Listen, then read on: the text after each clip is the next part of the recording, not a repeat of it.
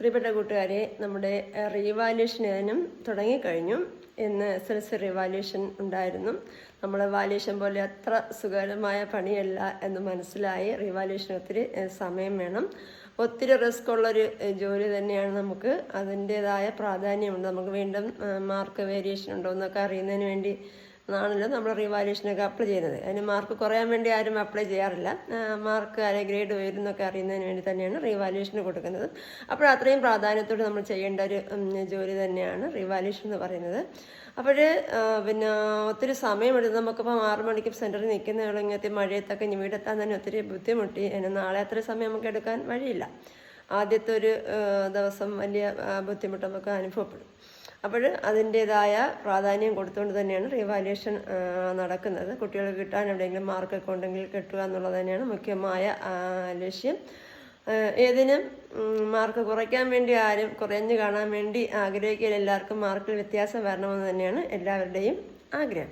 അപ്പോൾ ഇന്നത്തെ റീവാല്യൂഷനുമായി ബന്ധപ്പെട്ട് കണ്ട കുറേ കാര്യങ്ങൾ ടീച്ചറിന് മനസ്സിലായതാണ് കൂട്ടുകാരോട് പങ്കുവയ്ക്കാൻ ആഗ്രഹിക്കുന്നത്. ഞാൻ പേപ്പർ വാല്യൂഷൻ സമയത്ത് കുറച്ച് കണ്ട കാര്യങ്ങൾ കുട്ടികൾക്ക് നിർദ്ദേശം തന്നിരുന്നു. നമ്മൾ ആവർത്തിക്കാതിരിക്കാൻ വേണ്ടിയുള്ള ചില കാര്യങ്ങൾ പറഞ്ഞിരുന്നു. അത് തന്നെയാണ് എനിക്ക് ഇന്നും പറയാനുള്ളത്. നമുക്ക് പേപ്പറിൽ A+-നേക്ക് അടുത്തെത്തി നിൽക്കുന്ന കുട്ടികൾക്ക് മാർക്ക് നഷ്ടപ്പെട്ടത് എങ്ങനെയെന്നൊക്കെ ഉള്ളൊരു വിഷമം, അല്ലെങ്കിൽ തൊട്ട 1-2 മാർക്കിന് അല്ലെങ്കിൽ ബിയിൽ നിന്ന് B+ലേക്കോ അല്ലെങ്കിൽ സിയിൽ നിന്ന് C+ലേക്കോ Aയിൽ നിന്ന് A+ലേക്കോ ഒക്കെ പോകുന്ന മാർക്കുകളുടെ ആ കുറവ് കാണുമ്പോൾ നമുക്ക് നല്ല വിഷമം തോന്നും. ചിലപ്പം കുട്ടിക്കത് അർഹത ഉള്ളതായിരിക്കാം, ചിലപ്പം അർഹത ഇല്ലാത്തതുമായിരിക്കും അങ്ങനെ സംഭവിച്ചു പോകുന്നത്. മാർക്ക് ചിലപ്പം കിട്ടാൻ അർഹത ഉണ്ടായിരിക്കും, ചിലപ്പോൾ അർഹതയില്ല. അതിന് നമുക്ക് നിങ്ങൾ ആപ്ലിക്കേഷൻ തരുമ്പോൾ നമുക്ക് അധ്യാപകർ അത് റീവാല്യൂഷൻ ചെയ്യാറുണ്ട്.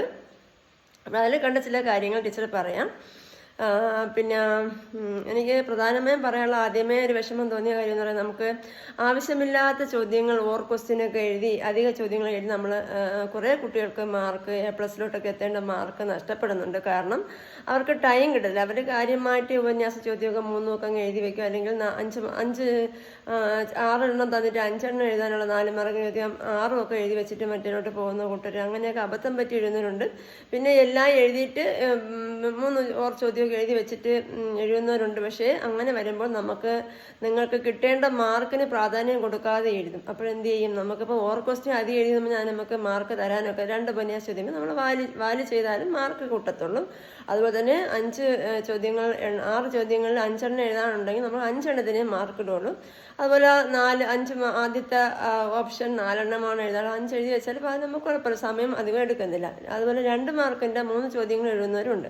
അപ്പോൾ ഇനിയെങ്കിലും നിങ്ങൾ ശ്രദ്ധിക്കുക, ഈ കാര്യങ്ങളെല്ലാം ചെയ്യുന്നത് നമുക്ക് ഏറ്റവും അത്യാവശ്യം വേണ്ട ഉത്തരങ്ങളെല്ലാം എഴുതിയെന്ന് ഉറപ്പാക്കിയതിന് ശേഷം സമയമുണ്ടെങ്കിൽ മാത്രം നിങ്ങൾ അവസാനം അതിലോട്ട് പോയാൽ മതി. ചില കുട്ടികൾ എന്ത് ചെയ്യും, ഈ ക്വസ്റ്റ്യൻ എഴുതി വരുമ്പോൾ അവരെ സമയം അങ്ങ് പോകും, ആവശ്യമില്ലാതെ 3 ചോദ്യങ്ങൾ എഴുതി വെക്കുകയും ചെയ്യും. ഉപന്യാസത്തിന് 2 ചോദ്യം നമുക്ക് മാർക്ക് കിട്ടുകയുള്ളൂ. അങ്ങനെ വരുമ്പോൾ നിങ്ങൾ എന്ത് ചെയ്യും, ഒരു പുറം എന്നൊക്കെ ഉള്ളത് അരപ്പുറത്തിലൊതുക്കും, ഒരു അരപ്പുറം എന്നുള്ളത് 1/4 പേജിലൊക്കെ ഒതുക്കി വെക്കും. അങ്ങനെയൊക്കെയുള്ള പ്രശ്നങ്ങളുണ്ടാകും. പക്ഷേ ചിലർ കുട്ടികൾക്ക് നല്ല വേഗത്തിൽ എഴുതാൻ കഴിയുന്ന കുട്ടികളെ സംബന്ധിച്ചാണെങ്കിൽ വലിയ പ്രശ്നമൊന്നും വരത്തില്ല. പക്ഷെ നമ്മൾ കുറച്ച് എഴുതുമ്പോൾ നമുക്ക് അതിലൊന്നും മുഖ്യമായ പോയിന്റുകൾ കാണത്തില്ല. റീവാല്യൂഷൻ ആകുമ്പോൾ നമുക്ക് കൃത്യമായ ഇൻഡിക്കേറ്റേഴ്സ് തന്നിട്ട് അതിനനുസരിച്ച് തന്നെയാണ് നമ്മൾ മാർക്ക് ഇടേണ്ടത്. നമുക്ക് പറഞ്ഞു തന്നിട്ടുണ്ടല്ലോ, ടീച്ചേഴ്സ് പറഞ്ഞു തന്നിട്ടുണ്ട്. ഒരു ചോദ്യത്തിന് നമുക്ക് 3 ചോദ്യങ്ങളോ മറ്റൊരു 2, 1 എന്നൊക്കെ ആയിരിക്കും, 4. ചിലതിനാണെങ്കിൽ 2 എന്നായിരിക്കും, ചിലപ്പോൾ 1, 2 എന്നായിരിക്കും അതിൻ്റെ പ്രാധാന്യം. അപ്പോൾ അതനുസരിച്ച് ആ പോയിന്റുകൾ ഉണ്ടെങ്കിൽ മാത്രമേ നമ്മൾ റീവാല്യൂഷൻ പ്രത്യേകിച്ച് അതൊക്കെ നോക്കി തന്നെയാണ് മാർക്ക് ഇടുന്നത്.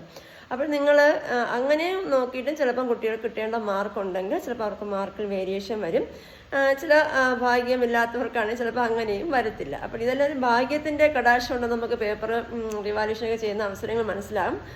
ചില അധ്യാപകരുടെ ചിലപ്പം എല്ലാ അധ്യാപകരും ഒരുപോലെ ആയിരിക്കില്ല മാർക്ക് കൊടുക്കും. ചില അധ്യാപകർ ചിലപ്പോൾ ലിബറലായിട്ടൊക്കെ ചെയ്യും, ചിലരാണെങ്കിൽ കറക്റ്റ് ആയിട്ട് ചെയ്യുന്നവരുണ്ട്. അത് നമുക്ക് എവിടെയും നമ്മുടെ വീട്ടിലായാലും എവിടെയായാലും നമ്മളെ ബാധിക്കും. നമ്മളെല്ലാ എല്ലാവരും ഒരു മൈൻഡിലല്ലോ എപ്പോഴും. അപ്പോൾ ആ നിലയിലൊക്കെ നമുക്ക് ചിലപ്പം ചില അധ്യാപകരുടെ അല്ലെങ്കിൽ ആ കുട്ടി കുറച്ചുകൂടെ കിട്ടാനുണ്ടെന്ന് സന്തോഷത്തിൽ ഇട്ട് കൊടുക്കുന്നവരാണ്. ചിലപ്പം അവൻ അത്രയ്ക്ക് കുറച്ചുകൂടെ എഴുതേണ്ടതായിരുന്നു തോന്നിയിട്ട് ചിലപ്പം അങ്ങനെ ഇടുന്നവരൊക്കെ കാണാം. അപ്പോൾ അതൊക്കെ ഭാഗ്യമാണ്, നമുക്ക് ചിലരുടെ ഭാഗ്യമാണ്. ചിലപ്പം നമ്മൾ പ്രതീക്ഷിക്കാത്ത കുട്ടികൾക്കെല്ലാം ഫുൾ A+ വരാൻ പ്രതീക്ഷിക്കുന്നതിന് ഇപ്പോൾ A+ 1 കുറഞ്ഞു പോകാം. അങ്ങനെയൊക്കെ വരുന്നത് നമ്മുടെ ഭാഗ്യമാണ്, അല്ലെങ്കിൽ ഭാഗ്യക്കേടായിട്ടൊക്കെ വരാൻ. താൻ ദൈവം പാതി എന്ന് പറയുന്ന പോലെ പകുതി നമുക്ക് ദൈവവിശ്വാസമൊക്കെ പറയുന്ന കൂട്ടരുണ്ടല്ലോ.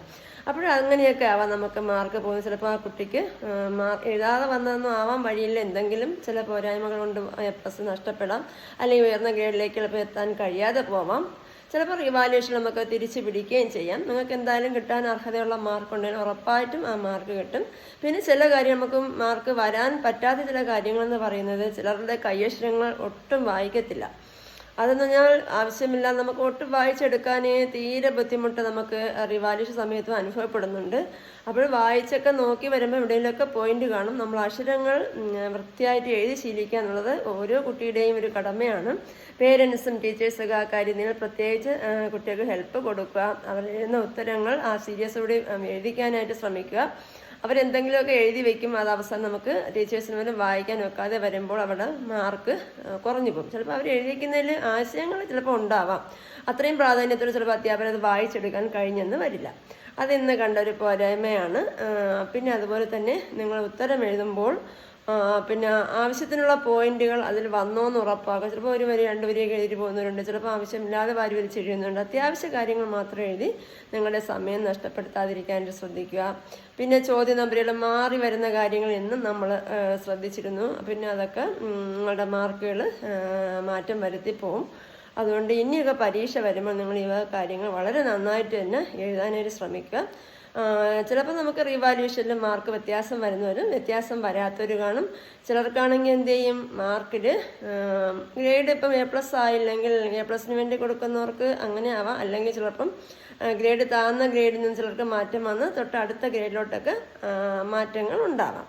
ചിലപ്പം കൊടുത്ത ഗ്രേഡ് തന്നെ അതേപോലെ നിൽക്കുന്നവരും ഉണ്ടാവാം. അപ്പോൾ പിന്നെ മുന്നേ ശ്രദ്ധിച്ചൊരു കാര്യം എന്ന് പറയുന്നത്, നമുക്കിപ്പം ചിലരൊരു ഉപന്യാസ ചോദ്യം വിട്ടുപോയാൽ ആ കുട്ടിക്ക് എങ്ങനെയൊക്കെ നമ്മൾ റിവാലുവേഷൻ കഴിഞ്ഞ് വന്നാലും അത് A+ലോട്ട് എത്തത്തില്ല.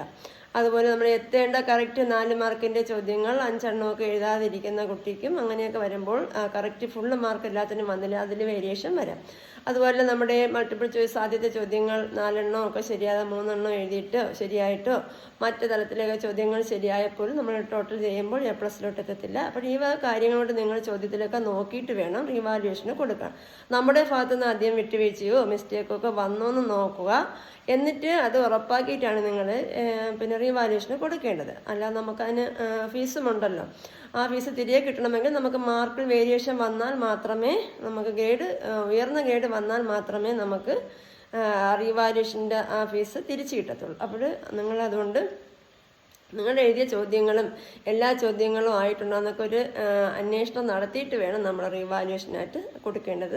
ചിലർക്ക് അതിന് മാർക്ക് വ്യത്യാസം വരാൻ, ചിലർക്ക് വന്നില്ലെന്ന് വരാം. വരാത്തതിൻ്റെ കാര്യം ഇതൊക്കെ ആവാം. നമ്മൾ എഴുതിയതിൽ ചിലപ്പോൾ ഈ കാര്യങ്ങൾ വിട്ടുപോവുകയോ അല്ലെങ്കിൽ ചോദ്യങ്ങൾ അധികമൊക്കെ എഴുതി വയ്ക്കുകയോ മറ്റു ചോദ്യങ്ങൾ പ്രാധാന്യം കൊടുക്കാതിരിക്കുകയോ ആവശ്യത്തിനുള്ള കണ്ടന്റ് കാണാതെ വരികയൊക്കെ ചെയ്യുമ്പോഴാണ് നമുക്ക് ഈ മാർക്ക് നഷ്ടപ്പെടുന്നത്. അപ്പോൾ ഈ കാര്യങ്ങൾ ഇനിയെങ്കിലും കൂട്ടുകാർ നന്നായിട്ട് ശ്രദ്ധിക്കുക. അതുപോലെ മാർക്ക് കുട്ടികൾക്ക് കിട്ടേണ്ട മാർക്ക് കൊടുക്കാതിരിക്കുന്നത് അധ്യാപകരെ സംബന്ധിച്ച് നമുക്ക് വിഷമം ഉണ്ടാകുന്നൊരു കാര്യമാണ്. ചില അധ്യാപകർ ഇനി അത് ശ്രദ്ധിക്കുമെന്ന് വിചാരിക്കുന്ന കുട്ടികൾക്ക് എഴുതുന്നതിനനുസരിച്ച് അവർ മാർക്ക് വരുന്നുണ്ടോ നമ്മളൊന്നുകൂടെയൊക്കെ നോക്കി ഒരു ഉറപ്പാക്കുക. ചിലരിടുന്ന മാർക്കുകൾ നമുക്ക് ചിലപ്പം മറ്റധ്യാപകരുടെ മാർക്കിന് അത്ര എത്തണമെന്നൊക്കെ ഇല്ല.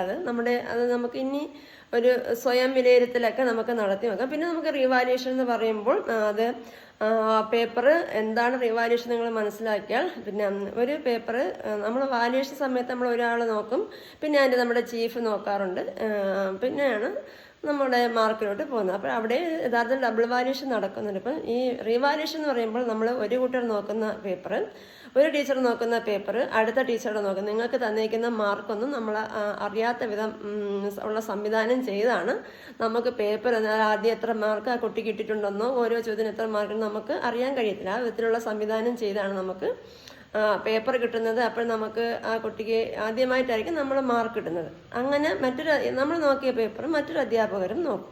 അങ്ങനെ നോക്കുമ്പോൾ രണ്ട് കൂട്ടരും നോക്കുന്ന മാർക്കിൽ 4 മാർക്കോ 5 മാർക്കിൻ്റെയൊക്കെ വേരിയേഷൻ വരുന്നെങ്കിൽ അത് വീണ്ടും ട്രിപ്പിൾ വാല്യുവേഷന് മൂന്നാമതൊരു വാല്യുവേഷൻ കൂടി ഉണ്ടാകും. അപ്പോൾ നമുക്ക് ഏകദേശം ഇൻഡിക്കേറ്റേഴ്സ് വെച്ച് നോക്കുന്നതിന് വലിയ വേരിയേഷൻ ഒന്നും വരാറില്ല.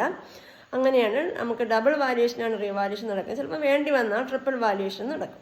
അപ്പോൾ ഇതാണ് നമ്മൾ റീവാല്യുവേഷൻ ഉദ്ദേശിക്കുന്നത്. മറ്റേ സാധാരണ വാല്യുവേഷനേക്കാളും വളരെ പ്രാധാന്യത്തോടുകൂടി ചെയ്യുന്ന ഒന്നാണ് റീവാല്യുവേഷൻ എന്ന് പറയുന്നത്.